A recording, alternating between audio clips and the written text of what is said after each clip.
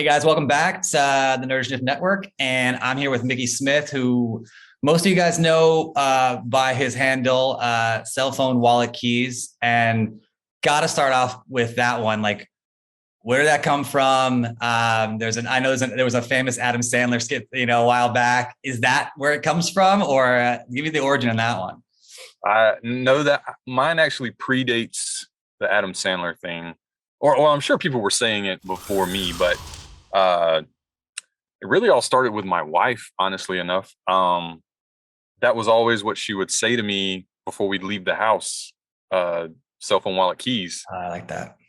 And I'd like pocket, pocket, pocket. Like, yes, I have all three because I have a terrible like short-term memory. So I'd be like, I forgot my key. I'd get locked out of the house a lot. So it's whatever. But um, yeah. So she would always say that to me, and it kind of became like my mantra: cell phone, wallet, keys. Every time I walk out the door, cell phone, wallet, keys. Um, I kind of wanted to take that and make it almost like a daily mantra before I leave home: cell phone, wallet, keys. Do I have everything I need for today? Am I prepared? Am I ready to go? It just made me think of the day ahead and just get myself ready. And it was really like a positive thing.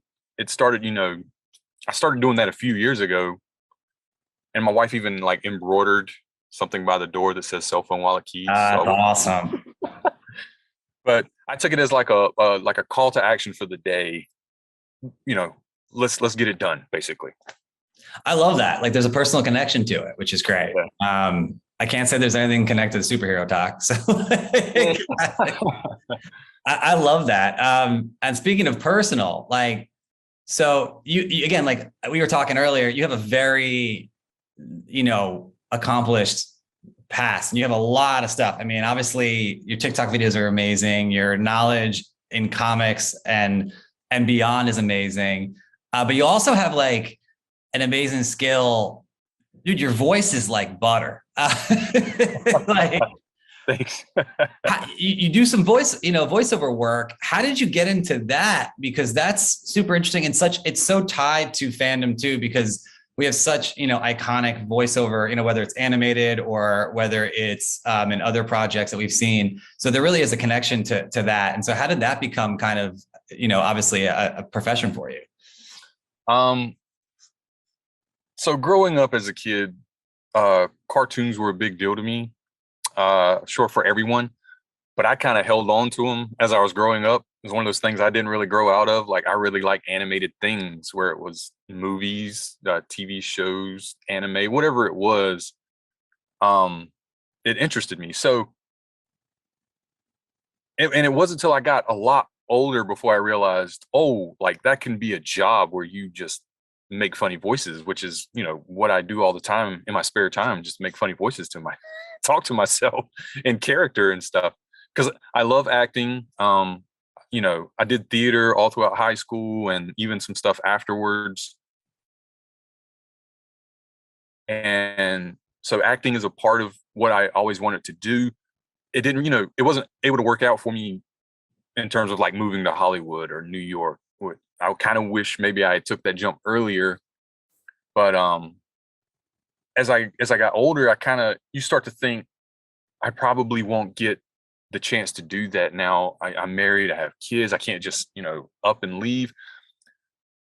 But then voice over and voice acting came across, and people had always said, "Oh man, you have a great voice." I would do a lot of public speaking in college. Anytime we did a group project, I would be the one to present because, everybody liked the way I talked. And I would do some acting in college too, where people would be like, wow, man, that's you've got a deep voice, you've got a booming voice. It's really good for theater. Um, so I just took that. And once I started seeing other people on social media, Twitter, Instagram, and then, TikTok was the big one. Like, oh, wow, people are really into this. Um, I realized I can do that from home. Like, I don't have to like be in a major metropolitan area per se. Maybe one day, if I can get that big, I can be. Yeah. But it I was like, that's a dream for me to be a part of those animated productions because I love them so much. To be the voice of like a hero or even a villain, that's cool too. So it was like, okay, I'm gonna do this. I started taking, classes, one-on-ones with voice actors and voiceover people. Kind of learned how to get started, buying the equipment, recording, learning how to edit, and all these things. There's so much into it, but if you take the time and you learn and you listen to people who have been doing it a long time, which is what I was focused on. I want to learn from people that are really good at this. It came across that I can do this. At first it was very daunting, but once I started listening to these people and then I started doing it, I was like, man, I can do this. This isn't that bad. This isn't that hard. And not as hard as I thought it was. So that's where I am with it right now. I hope one day I can continue to grow on that. I'm always going to be working on that skill. I'm never going to stop. And hopefully one day I can make it where I can go to a con and people want my picture autograph, my character picture autograph or whatever. That would be great.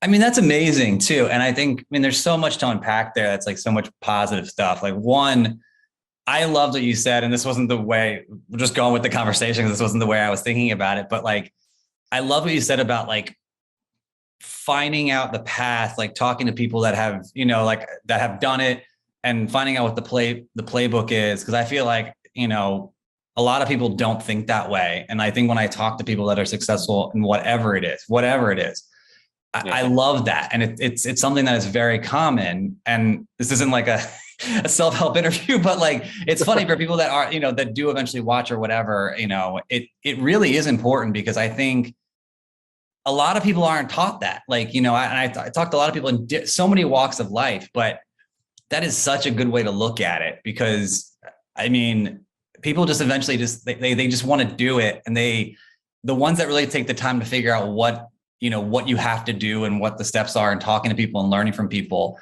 that's the people that are most successful. So that's amazing. And then at the same time, you mentioned, obviously, I'm glad you mentioned that you're not going to stop because I think, especially now, above all anything else, like nothing is impossible at any time, at any place. And like to what you said, about how you got into TikTok and videos, everything is so wide open now. And that's incredible. And it's not even a question. Just say like, it's just a lot of great stuff in what you just said. And so I kind of had to like stop myself and just mention that because it really is like a lot of really good, important wisdom that was in that. I grew up, doing the voiceover stuff and like, interviews, stuff like that. I grew up a kid and I still am. I don't talk a whole lot. Like in like private times, we'll have a whole lot more quiet time than we have. Someone else will have to do a lot of the talking usually, but I'll obviously carry on a conversation with someone. But I've always been more interested in listening than talking myself because there's a lot to learn. And I was lucky to grow up with a lot of like older like role models and people that had a lot of wisdom, and I took it upon myself to usually listen to them as best I could, although when you're a teenager you don't really want to. For the most part, I was like, they got to know what they're talking about. They've been there. And it is important, I think, sometimes to just jump in the deep end or jump in the fire and learn how to swim or whatever it may be. That is an important part of it as well. But man, it's a whole lot easier when you at least have some of the information you need to survive. Yeah. And more than people think, and then we can go to something else, but more than people think, there's a lot of people out there that are willing, able, and want to share their wisdom with you. And obviously not like there's always going to be bad apples and whatnot, but the more you reach out to people and connect with people, and I forgot who was saying that recently. They were talking about something, and it was a conversation I was having, and someone was saying that on the weekends, they mentor people that reach out to them. They always set aside time completely different walk of life. I think it was like banking or something, but I just appreciate that. And I'm like, you just never know who will respond to you. And there was a coworker I used to have, and she does like a food blog now, but that's what she would do all the time. And she would just reach out to people and be like, I love your career. How did you get there? And like, just pick their brain. And I think we have a stigma of like, you don't want people to come across as like, what do they want? But I honestly think a lot of people want to help and give it advice and wisdom and whatever. So it's great to go about that. I got to ask, so what were the shows and the animated shows that you were into growing up? Like, what were your tops that you were really, I know X-Men, the animated series has to be on there. So, but I want to get some other ones. The farthest back I can remember is Thundercats and Masters of the Universe. Those were like, young me was really into that. That kind of kicked off my love of just like action, animation, superheroes, and all this stuff. And then it grew into like, anime, Dragon Ball Z and things like that. But I was also a big fan of anything Disney related back then too, which I think probably most people my age were.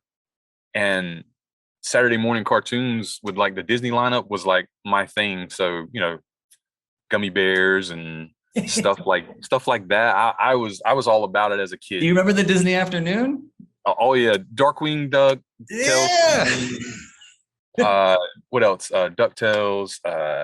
Yeah, all that stuff. Tailspin was one of my favorite shows. Still is one of my favorite shows. Oh man. And I was very happy. I don't know if you remember, if you've watched any of the newer DuckTales that they did. No. I remember. I know the cast. Kind of like, it was so good. Like I remember when it first started, I thought to myself like, oh man, okay, well, I'll give it a shot. My kids took to it like it was the greatest thing ever. And then I was like, yes, it is. Let's watch it together. And me and my wife too, who doesn't usually watch that stuff. And my kids, we would sit down and watch every episode together. Like we always had to watch it together. Something new came out, we got to watch it together, which was really cool. That's awesome. But that's kind of off track. But anyway, yeah. So, He-Man, all that stuff. Those were the biggest influence on a young me because I would just run around the house, saying like thunder, thunder, Thundercats, ho, or I have the power, like holding up my sword and everything.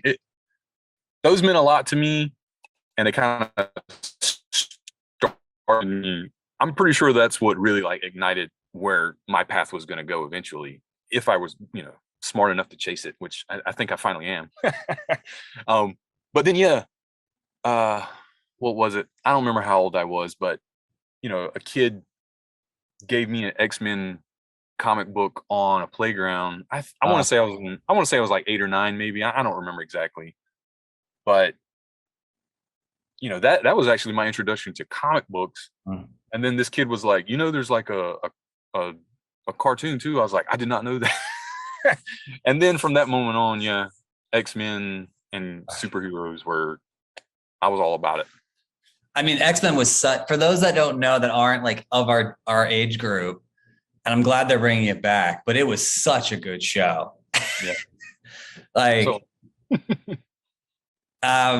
That's incredible. I mean, it's so funny. Like I always talk about the Disney afternoon. I remember it, like I could sing Darkwing Duck, like, Let's Get Dangerous, on the drop of a hat. Like, I love that stuff. So that's funny. The Legend of the Gnome, the Gummy Bears, like that whole lineup they had. I remember being, watching that as a kid. It's so crazy.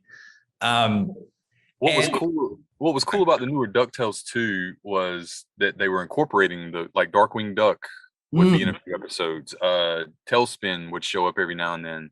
Rescue Rangers. I don't know why I didn't think about that earlier, but they would show up too. So I thought that was really cool about the new one. They were still, and it was like all the same like voice actors too. Like, holy crap, I know who that guy is. Oh man. And when you got into comics, so obviously X-Men animated, how did, what fostered your passion as you got older? And did you stay in it? Obviously we all kind of get sidetracked, right, from our passions. And I think what's good is a lot of us are coming back to it now, especially with, social media. And I think that's the positive to social media, is that we can really experiment and explore and have fun and connect with others. What was your journey like? And I know it's a lot to cover, but like, did you stay in comics, or did you kind of, veer out, or how did that go along? So like I said, kid introduced me to comic books on a playground back then with the X-Men comic and a Spider-Man comic too. Um, and I became obsessed with those two things. And, I would go and buy comics from Walmart at that time. Uh, my parents weren't really into any of that stuff. They were like, we'll buy it for you if it makes you happy, if we can afford it. But so I didn't know anything about comic book stores back then. I don't even know if they were in my area back then, and my parents sure didn't know. So yeah, whatever you can find at Walmart, sure, we'll get it for you. So a lot of X-Men and Spider-Man comics from there. My dad was real cool about, noticing how much I liked them. And we were living in Wilmington, North Carolina at that time, and a guy was actually trying to start his own comic book run with Cape Fear Comics. Oh wow.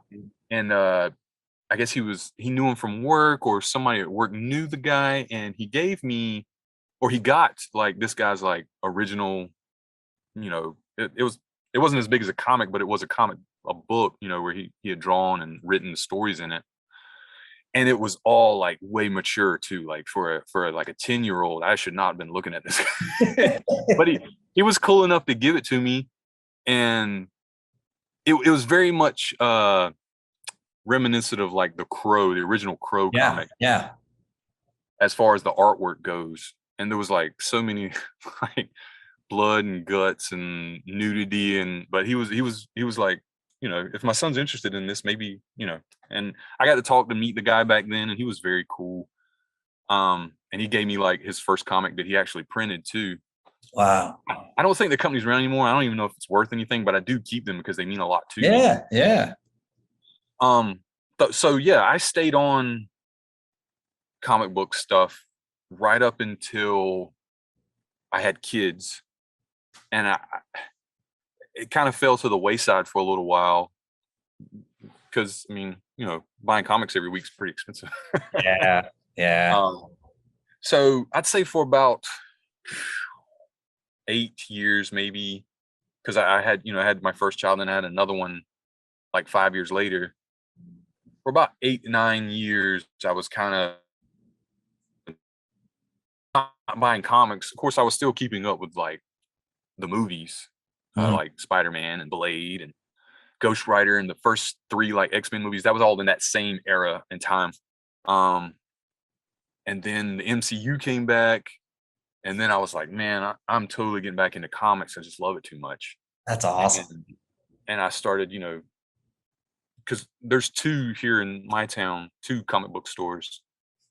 One carries more like older back issues, and one's more like newer stuff if you want it. So yeah, I started hitting these guys up and started rebuilding my collection because I'd gotten rid of a lot of stuff too. Yeah. I kept a lot of stuff, but I'd gotten rid of a lot of stuff. My mom got a ton of stuff out. Yeah. And as a kid, I was super obsessed with like action figures. So I had so many action figures. I didn't even talk about Teenage Mutant Ninja Turtles earlier. That was also a big deal too. But I had a lot of that stuff, a lot of Masters of the Universe, a lot of Thundercats, and a lot of X-Men stuff, Spider-Man stuff. And you grow up and it kind of goes away. And I didn't have the mind to think that this is going to be worth something in the future. And my parents and their mindset was like, this is all just clutter. No fault to them or anything. I understand. Yeah. But so they either gave it away or, threw it away or whatever. I don't know what happened to it. They kept a few things, which I was able to recover like a bag of toys. Dude, same. Like, yeah, they kept like one of my Street Sharks too, and I was like, oh, thank you.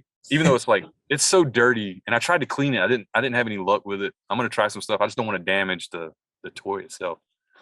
But yeah, that's cool. That's what I've really been working on over the last 5 years is rebuilding my action figure collection, because that was a big deal to me. It was very important to me. What are some of your favorites that like you hold on that they're like really, because that's all, I mean, again, all those things tell a story, right? Like, and it's great that we're on the same page. Cause like you were saying like something about something might not be worth something or whatever. As you were saying that, I like one of the comics that I have that I hold dear. That's like one of the only things that's left over from that era is like, I have like the death of Superman, which is worth nothing. It was so mass produced. But it's cool because I remember how excited I was at that time when it came out, and Doomsday and all the stuff, and like Azrael and Batman. I don't have those. My mom got rid of those, which is really sad because I actually really like Azrael. Like, but like, I do too. I always thought he was so underrated, and so like people were like knocked him. He's kind of like a Punisher Batman. I say this in every single interview, and everyone's like I sort of got, I'm going to bring him back at some point. Someone's going to say, we got to start something, but it's great. Cause like all those things tell a story, like whether it's an action figure or anything, right? Anything like a book. And so like, what are some of your favorites that really kind of like mean a lot to you? You mentioned obviously that original work, which is incredibly cool. I actually showed on my TikTok recently, and then I'll shut up and let you talk. Was I found my mom had it when we were really big. It's the 1991 when Marvel went public. It's from the stock exchange. It's the book. And I was like, it's not worth a lot. It's like $30. And I was like, but this is so freaking cool that I still have this. I'm like, thank God I still have this. Cause if I'm throwing that out. So yeah, I'm going to be quiet and let you talk. That's awesome. That is awesome. So I'll bring it up again. The kid that showed me the books on the playground, I still have those. X-Men. Actually, I think it was X-Force was the comic, and Spider-Man, Amazing Spider-Man 250 or something like that. It might have been an older issue. Both of them are heavily worn. They don't even have the covers on them anymore because I read them so many times. And then, so I keep those. Those are very important to me because they were my gateway into comics. But I remember the kid giving me the X-Force comic was part of the Executioner song. Do you remember that? Yeah, of course. So at that point, I think that was like one of the like issue, like, I don't know, 10 or 11, or the 11 or 10 in the series. And I was like, well, what is this? So I remember, getting the rest of them. So I hang on to those. The Executioner song is really important to me. And it gave me this love of Cable and Strife and the Summers family lineage, and surprisingly, that's where my love for Archangel came from too. That's awesome. I'm a big fan of Archangel. I have a lot of Archangel like centric covers and stories, so those are really important to me, even though they're probably not worth a lot of money at all. If it's like a prominent Archangel cover, I will buy it. And they're like, random books that don't matter. And there was one of the other books, I will say, it's an Archangel comic book, and it was a one shot. And it's also very reminiscent of The Crow as far as the artwork goes. It's all black and white, and it's really like that hardcore 90s, like, noir. It's the weirdest story. I don't think anybody knows about it or cares about it, but I love it because that's all that matters. It's my favorite character. And I also have this weird love of like black and white comics. I love color too, but there's something really cool about black, white, like grungy, dark stories, which is totally what that is. They almost treat him like he's the Crow. It's the weirdest thing, but those comics are important to me. Other than that, I can't, they're all great. Those are the ones that, I keep around, whether they're worth anything or not, or those. Is this something you share now with, because you mentioned, obviously, you must have been inspired by the fact that your parents were so open about it, right? And like, almost, what's the word I'm looking for? It's been a long week, but they fed into this passion, which is great. That's always like the best experience. Do you have now, like, slowly as they get older, want to do it with like your kids and get them involved in too? Because I only said because I'm seeing the Star Wars poster behind you, And the most beautiful thing about Star Wars, aside from the toxicity of covering it and being there, is the generational love that you see at events and whatnot, because it is super rare in the fact that like fathers and sons and mothers and daughters and fathers and daughters, like it's just a beautiful thing when it's positive. You see this amazing love and people, handing it down. So I'd love to hear about that. If that's something that you share. And obviously, if they're not into it, that's cool too. But I'm sure you tried. The funny thing is that my kids could care less about Star Wars, and it like hurts my heart. My oldest son was kind of into it for a while when he was younger, and I don't know what happened. He just all of a sudden one day, like, I was like, "You want to watch Star Wars?" And he was just kind of like, "No, I don't care." And I was like, "Oh man, okay." Because before that, he was always like, "Yeah, let's watch Star Wars." And I was always trying to get him to watch the Clone Wars animated series, because I was like, well, I mean, he's young, maybe he'll like it because it's an animation instead of a live action thing. And he would be into it, but like he would be like, "No, I don't care about this episode." And I was like, "Oh, whatever, man." I think that's a big generational gap. Kids will like skip stuff because of the streaming Yeah. option. Because I don't know how many times I'll be watching something and they'll be like, "Can we just fast forward through this?" I'm like, "Dude, this might be important. Like, what are you talking about?" But yeah, that happens so much and it drives me crazy, especially when we're watching like Dragon Ball or something, because my kids are obsessed with that right now. So that's something I do have in common That's with great. them. At least I have that. Um, and like, Mario and Sonic the Hedgehog and those things, which those are the three big things right now. But yeah, we'll be watching something like a Dragon Ball Z, and I know a lot of those episodes are drawn on and they're filler and stuff, but man, they'll just like start fast forward, and I'm like, hold on, you can't do that. I had to sit through and watch every second of this. You have to sit through and watch every second of this. You got to earn your stripes here. So other than those things, I do try to encourage my kids to read comics, and they do take to that really well, as long as it's something they want to read, which is fine with me. Yeah. And I'll go out of my way to find it. Like my oldest son right now, he loves the IDW Sonic the Hedgehog that's ongoing right now. That's cool. As do I. It's really good. I was surprised at how good it was, because I was like, let me start reading it. And I was like, dude, this is really good. So I buy him the new volume trade paperback whenever it comes out, because he's not ready for like single issues yet, I don't think. But he'll get the trades and he'll read them as soon as I give them to him. And he's like, "When's the next one come out?" I was like, "It's probably gonna be like a month or two, man."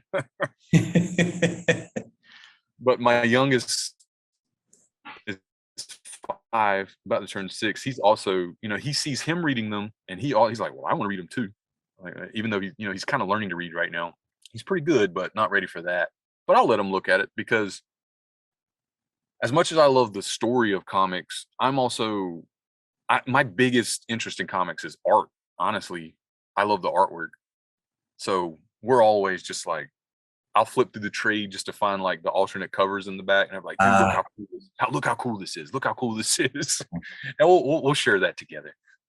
So yeah, that's pretty much what I'm trying to pass on, this appreciation of comic book art and story to them, if nothing else, since they're not going to love Star Wars. I'll take this. That's great. No, I mean, that's awesome. And then the last thing I would talk about is obviously with like TikTok and social media. Do you remember? I mean, like you gave a little bit of a background of how you got into it, and do you remember when it really kind of took off for you, and when you kind of? I mean, there's always that moment or extended moment, right, where you're doing it and you're like, "This is fun, and this is going to be something." And there's so many different mediums now, right? Which is good. I think we're starting to now, as we get further into it, 15 years in, we're starting to see that it's going to be like everything else. Like, there's the word media in there. Like we can pick which medium you want to use and hopefully they last. But do you remember how you got into it and when like it really became kind of a passion for you to kind of, really experiment and create and be an artist yourself? Yeah. It was definitely TikTok, about a year and a half ago, maybe, where I realized that, social media doesn't have to just be tool to keep up with your friends and family. It can actually be like beneficial to you professionally, or even just, personally, in it from an artistic standpoint. Um, because I talk about the voice stuff and the acting, but I also really love to write, and I always wanted Mm. to write. Um, so I would use social media for that, in particular, like Facebook and Twitter at first, just writing like a 2 sentence tagline, or something that would be an interesting story, or stuff like that. And then, you know not to get like real weird about it, but No, no, I no. yeah, I kind of, I let alcohol take over my life for a little while, Fair. and that was like a couple of years before I started TikTok, and then it kind of bled over. But when I decided that I want I want my I want to create things and make art instead of this, but I didn't really have an outlet other than Facebook and Twitter, and I Mm. didn't really mess with Instagram a lot, and I'm still trying to understand it, or YouTube for that matter.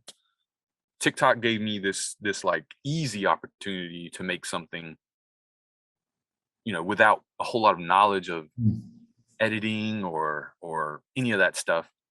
And I started to dabble with it, and I made myself like I immersed myself in it, is what I did. And I started to find that I was much happier just making things creatively there than just sitting around moping or whatever. uh and what really clicked for me, to answer your question, is understanding the networking aspect of it, Mm. as opposed to just putting something out into the ether, like, oh, I'm just going to put this out here, this is a random thought, or this is like something I think is cool, here, look at it or don't look at it. No, what I really discovered is that, man, you can find other people Hmm. with the same thoughts and passions, and uh just this camaraderie among people that enjoy the same things you do, and you can reach out and talk to them and learn from them, and um build a community, basically. That's the That beauty of it. Yeah, that's when it really clicked for me. I was like, social media can, I think, is an amazing networking tool, obviously, and and especially when it comes to building a community and finding a tribe, for lack of a better word, Mm. of people that understand you and you understand them, even if you do have differences in some thoughts and Yeah. opinions, but you can still come together over the love of it, as opposed to you know anything else. I mean, I think that's the beauty of social media. And there's obviously a lot of downsides, like, that we hear about all the time. And with that, before I even say that, like, we got to get your account back up. I mean, we are not letting that, like, I mean, whatever, we're not going to hijack with this, but like, we Yeah, absolutely have to work on the side to get that done, because I do think TikTok is different in the sense that, and this is what scares me about, your account being deactivated for no reason, because TikTok has so much more substance and utility than other platforms, I think, where there's a lot of genre based, like you said, communities and groups.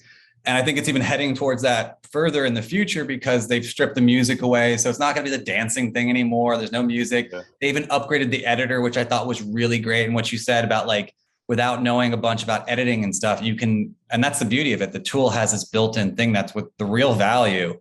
And so I really hope, like, they figure this out on your end, but also, like, this isn't like, a sign of bad things to come. But I do agree with you. Like, I felt this very similar as well. I found, like, a year ago, and I had left my old previous life, which was covering all this stuff and being involved in all this stuff, and really not happy, excited about what I was doing. And it was, getting into TikTok that really kind of, in connecting with other people, that got me super excited again about anything, I I remember, like, the finale for Mandalorian season 2, the Luke yeah. And I remember I used to things like that. I used to cover. So I would, after something happened, I would get and write a story for whether it be ABC or whoever it was. And I remember getting up and being like, I have nowhere to put anything. Yeah. Instagram doesn't matter. No one cares. My friends at Facebook don't care. It was like, whatever. And this is, I think this is months before TikTok, but I'm glad I eventually found that. And I'm glad you found it too, because I think everyone really does need whatever kind of community it is, but they just also need like friends that are into the same thing, so you can kind of express and have fun. Everyone needs their thing. Like everyone needs their thing, whatever it is. We all do. So I could not agree with you more. Like it's great. It's just great to have, like you said, other people into it, because where I'm at, I mean, I've got a couple of friends who are, interested in this stuff as well. But for the most part, most people, I mean, they don't care, other than like, going to the movies or something is cool. Yeah. But like the real in-depth nerdy stuff, like most people are just kind of like, whatever, which is fine. But like, it's nice to have other people that also are really into it, or really understand where you're coming from and what you're thinking as well. So and on that note, and you were talking about writing, I thought, I mean, your MCU story, the mutant elephant in the room, I thought was fantastic. So so I don't know. I do want to know, and this might even for the interview, but like, what kind of writing are you into, like doing on the road, and what kind of writing? Because I want to inspire you to do like whatever it is. So if it's that kind of stuff, but if there's something that like, it's like fiction stuff too, I think, that should be fostered as well. Like it's whatever people are passionate about. So I'd love to hear like what, you're into. So, I went to school for, I was an English major, because I was always that guy is like, I don't really know what to do as far as education goes. Like, what am I supposed to do? I don't know what to do. I don't want to be a doctor or a lawyer or anything. And like, my parents were always pushing for like a business degree or something, because I actually was going to go to school for theater. And, again, no fault to my parents or anything, but there was a pushback there where they were like, no, that's not a financially stable future. I mean, it is now. I think, a lot easier now, but that we didn't know that then. So I actually took a few years to kind of just be me before I decided to go to college. That's great. And it was writing that, I was like, I really like writing. And, our local college here, the only way you could do anything writing related is an English degree. So I was like, okay, well, fine, let's do it. So I was able to take like classes on creative writing, screenwriting, poems, all that kind of playwriting, all that stuff, along with all the like, British literature and all that stuff that, I don't hate it. I love it, but there's only so many classes on Shakespeare I can take before I'm like, well, whatever, man, I got it. But all the creative writing classes are what I really love. I had always wished, like, man, I wish they had a major in just this, because this is what I like to do. But I always took those electives. Any elective was creative writing related. And I've always liked writing poems. I did that a lot growing up. I won a couple of like, silly high school competitions, stuff like that. And then that's awesome. I like writing stories as well. A lot of stuff I do is creative writing, and I would write short stories. I started writing, like long form, like a novel or novella or something. I find that that's a little harder for me. Yeah. They focused on, not something I maybe, don't want to do down the road. So I would just keep it to short stories and poems. And then I started learning how to, I took some playwriting classes, and I was like, I want to start writing like, screenwriting too, because film and movies are such a big part of my, entertainment history and what I love about everything out there. So what really sparked me is my brother is really into videography, and he loves shooting footage for things, and he's really good at it. Sometimes he just needs a push, right? Because he kind of gets stuck in a jam, which we all do. Yeah. Yeah. And so I was like, man, I like to write, you like to, capture things on film. Like, why don't we like Good job. make something, right? So we kind of started this idea of like doing some filmmaking, and I started writing. Like I wrote like 4 or 5 like short film screenplays. That's awesome. And we kind of like halfway shot one of them, and we had a lot of trouble with it. And it, I'm trying to talk them back into, we got in a rut, and I was like, dude, we got to get back to it. Like, I feel like we can do it better and we can figure this out. But I started submitting those to like competitions and like film festivals and stuff. That's awesome. I haven't won anything, unfortunately. I have gotten like some feedback from people in emails that, were like generally good. But, sometimes, a lot of times with that stuff, it has to come across the right person to really take off. And a lot of my stuff is like, I don't know why I do this, but when I start writing, it almost always goes to like horror or like sci-fi. Like I'll sit down, like I'm gonna write a really serious story or coming of age story or blah blah blah, and then like a couple pages later, like I'm right into like gore and I'm like, okay, whatever, this is gonna be a horror script, I guess. So I really like doing that stuff. I like exploring, human psychology and the way we think and why we do what we do. So that really goes into it a lot. And I have tried to write some articles before. I usually have more trouble with, nonfiction or whatever you want to call it. Yeah.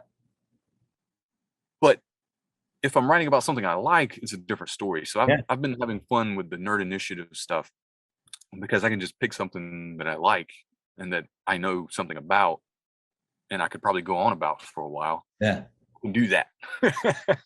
I mean, I definitely want to say it like this right here, right now, for 100%. Like, I think a lot of people are extremely, extremely surprised, like, by how open we are. But I mean, and it takes a little bit of like the unprogramming. Like, I was talking to I think it was JJ, and we were talking about, his videos for like our TikTok or whatever. And he's like, oh, is there anything you want me to do or not want to do? And blah, blah, and this and that. And I was like, honestly, man, like, my philosophy, like, I come from that school of like, you work with and you bring on people for whatever it is that you trust and that are skilled, that whatever, and you let them do their thing. And he was like, oh, that's going to take a little adjusting to get used to it. I was like, honestly, dude, I have faith in you, and I want to empower you to experiment. Like, again, there's no, you have to know, like, if you're trying to do something different or do something in mind. Like, for me, the community and like the user experience is always top of mind. So I mean, anything you want to try, again, like, and no pressure, right? But if it's like fiction, nonfiction, stories about this, whatever, like anything you want to do, like even poems and whatnot, please feel free. I know it's weird and it's different and unique to be for someone to like, it's like, oh, it's a site nerd, whatever. I think it needs to be a creative expression. And I know Marvelite would be 100% on board. So if there's anything you feel compelled to like try out or do, like, there's really, I mean, traffic has started to go up, which is great.